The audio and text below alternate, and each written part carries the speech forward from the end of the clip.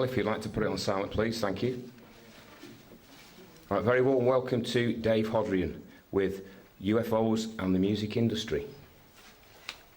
Dave has studied UFOs for many years. He runs the prestigious Birmingham UFO group, appears on TV and radio, and is an active investigator and lecturer. Tonight, Dave focuses on the influence UFOs and aliens have on the music industry, right from World War II up to the present day. The talk will feature many popular artists and their work. Please welcome Dave Hodrien.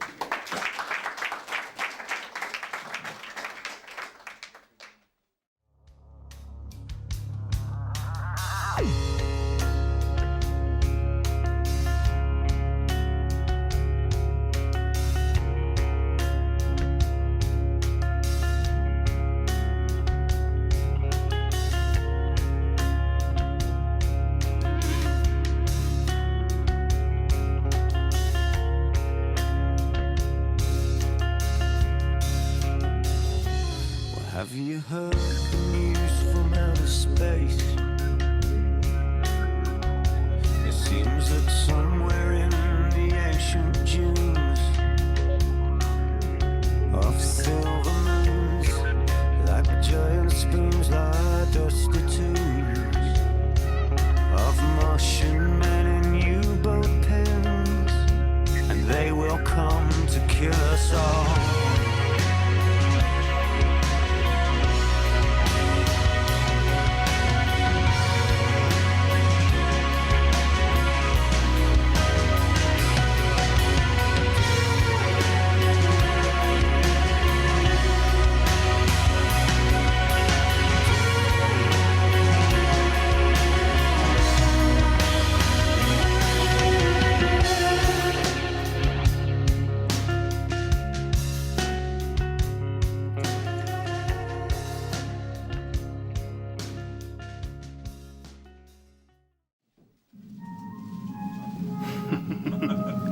Hands up if you recognise that little ditty, hey? One of the most famous little pieces of music there related to the UFO subject, of course, from Close Encounters of the Third Kind. So, as I've already been introduced from Rob, I'm Dave Hodrien, the Chairman and Lead Investigator for Birmingham UFO Group. We've been running now for the last 10 years, into our 11th year now, and still going strong. Hold regular meetings just like this one in Birmingham, and it's just been an ongoing thing. We get lots of lecturers come speak from around the country and do active investigation in the UFO field. I've heard many stories over the years. It's just a fascinating subject, as I'm sure many of you would agree. And it's a great honour today to come and speak to you here at New Horizons. So thanks very much for inviting me. I hope you all have a fascinating evening. As Rob said, tonight I'm focusing on a particular aspect of the UFO subject that hasn't often been discussed by lecturers, and that's how UFOs have been represented by the world of music. I've always had a real passion for music. I can't play at all, you understand, I'm useless. But I'm definitely a big listener of music in many different genres. And also I've got a fascination with the UFO subject, of course. So I decided to kind of meet halfway and see where that led. And I believe I've uncovered all sorts of fascinating information about those where those two genres kind of link. Now, when you think of UFOs in the music industry, you probably think there's not that many songs really about the subject of UFOs and aliens. You might think of a kind of classics like Will Smith, Men in Black, or something like that, something kind of jokey. Maybe a classic like we heard Starman by the legendary David Bowie, of course.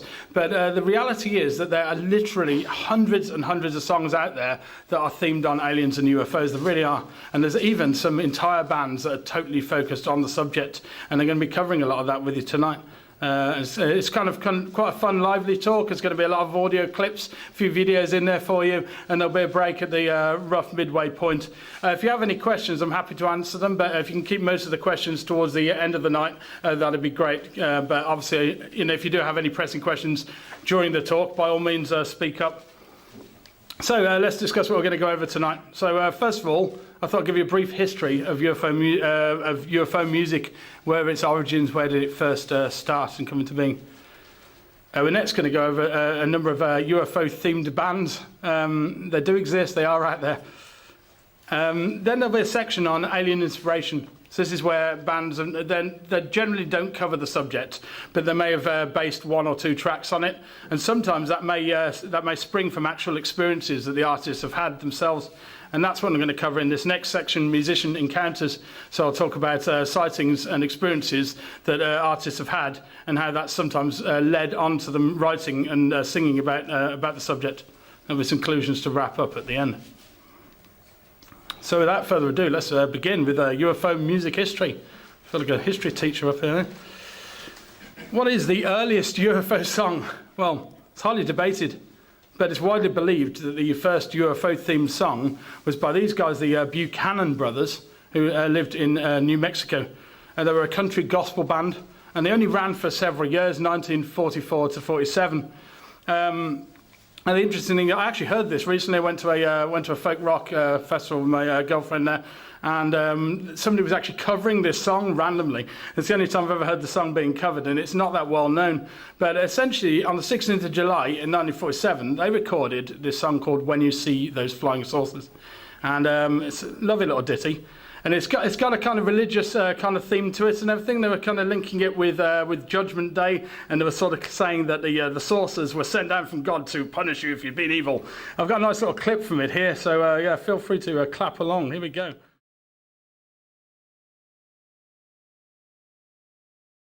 Yeah, so this track, I mean, it's 1947, so long ago, but it highlights the public's interest in the subject of UFOs even back then, and that people were starting to write entire songs themed on it. Now, some very interesting things that happened in 1947. There were, in fact, 2 very big incidents in the world of UFOs that occurred in 1947, which you may or may not be familiar with. So, yeah, 2 big UFO incidents, mid-1947, around the same time they brought out the song. And the first is Kenneth Arnold's famous UFO sighting. Now, this is where it's the first time that the name flying saucers was used to relate to these objects.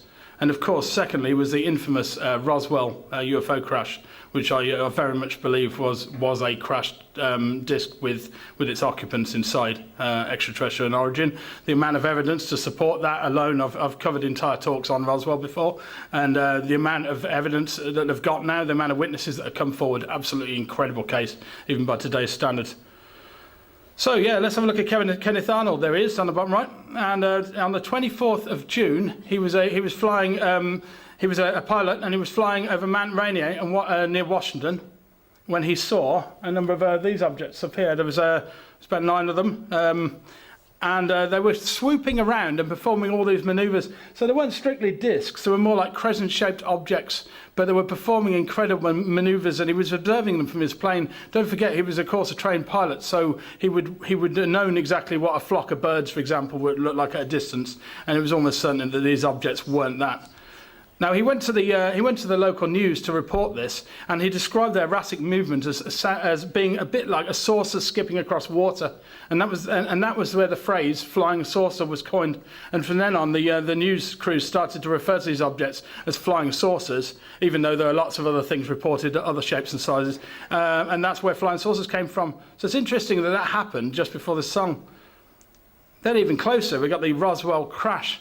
And that was publicly announced on the 8th of July 1947. That's the infamous news report. RAF captures flying saucer on ranch in Roswell region. They publicly announced it. They said, "We've got a crashed saucer." Of course, they then soon went back and said, "Actually, we apologise, it was a mistake, it was just a weather balloon." And of course, so nothing to see here. Move on, folks. Yeah, I mean, as I say, I could talk about Roswell for absolutely hours and hours. I'm not going to, because that's not the subject of this. But if you don't know that much about Roswell, you can find a wealth of information on it online, and it's still one of the most impressive cases that's ever occurred. There's the infamous report. So the question is, was there inspiration for the song one of these 2 well-publicised events? It certainly seems very plausible. Perhaps they'd seen Kenneth Arnold's talking about it, and flying saucers started to get used. And within weeks of that, they started writing this song. You know, it just seems very, very close. We don't know for definite whether it's linked with either of those 2 events, but it could well have been.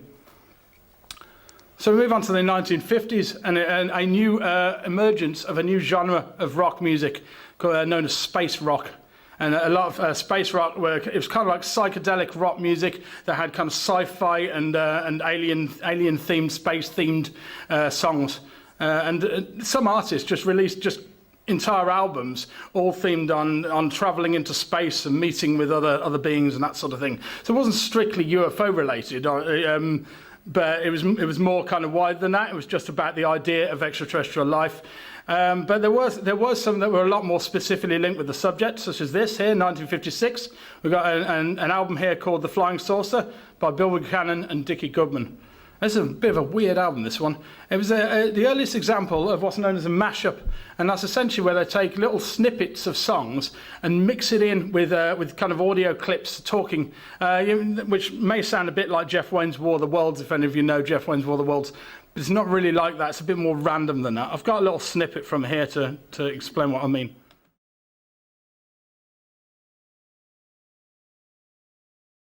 Yeah, believe it or not, that goes on for about 2 hours. Can you imagine 2 hours of that? No, I haven't listened to the whole thing. Yeah, absolute madness. So here's another more normal track, should we say. Billy Lee Riley Rockabilly Band from 1956. It was going right up to 2009. So quite a substantial musical career. And but his first major hit was this, Flying Saucer Rock and Roll, which came out in 1957. And you can see there on the front of his cover, he's got actual flying saucers flying alongside his face, floating over what looks like the Earth. It's actually the band there in green, but at a close look, it looks like the Earth there. So yeah, it's quite a classic song, that one, and it was quite widely played in clubs and discos at the time. So, yeah, you probably recognise those guys. So, yeah, that's, of course, the Cantina from Star Wars. We're next going to look at some entire bands that are focused on UFOs. And they are quite rare, but there are a few out there. I'm going to start with these guys. Hands up if you know who CE4 are. Ah, there we go. One person in the audience. Yeah, CE4 are they're a Scottish band, and they're entirely themed on the UFO subject. Alternative rock group, and they were formed in 1983. There's the main band members, they're brothers, and some of their mascots. And as far as I'm aware, they're the UK's only band that's entirely themed on the UFO subject. Now, the name CE4, it actually stands for this, Close Encounter of the Fourth Kind, which is the abduction phenomena. Essentially, that's on the scale put together by J. Allen Hynek. Of course, you've got the film Close Encounters of the Third Kind. The first kind is just seeing an object at a distance. Second kind would be environmental, such as ground markings from it. Third kind is where you see the beings as well as the craft, say a landing at a distance, for example. Fourth kind is the abduction phenomena where you're having direct interaction with the beings.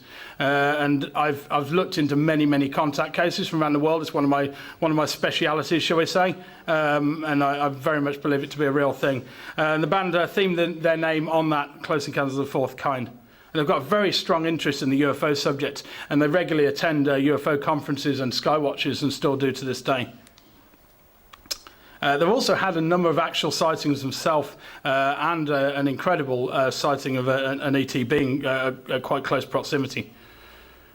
They've got these alien grey mascots who are present in stage, usually when they do their gigs. So this one down the left, that's from Falkirk.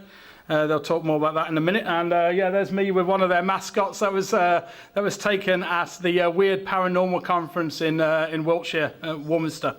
So there's me posing with one of them there. They've got 3 albums out so far: Abduction, Visions, and One Dream. And they've also released a Cradle Hill EP, and also done this side project with a lot of spoken word and witness testimonies in, known as The Shadow of Man.